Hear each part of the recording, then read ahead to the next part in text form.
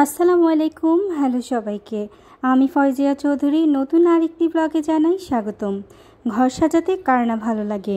এখন তো চাইলেই অনলাইনে অর্ডার করে অনেক রকম হোম ডেকোর কিনে ঘর সাজানো যায়, কিন্তু নিজের হাতে তৈরি জিনিসে ঘর সাজানোর আনন্দটাই আলাদা।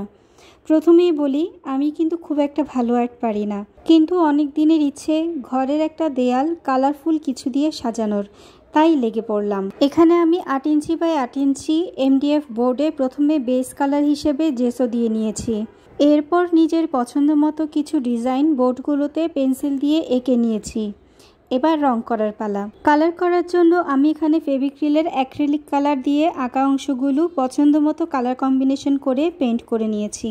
এখানে আমি আমার পছন্দ মতো রং করা শেষে আবারও 2 ইঞ্চি বাই 8 ইঞ্চি সাইজ করে 4টা কার্ডবোর্ডের অংশ কেটে নিয়েছি এবং তাতে পছন্দ মতো আমি কালার করে নিয়েছি।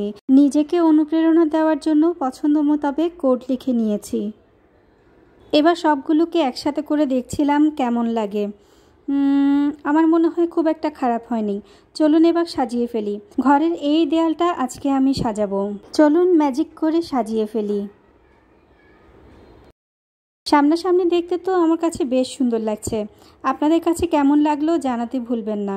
ভিডিওটি ভালো লাগলে লাইক, শেয়ার, কমেন্ট করে পাশে থাকার অনুরোধ থাকলো। সাথে থাকার জন্য অনেক ধন্যবাদ।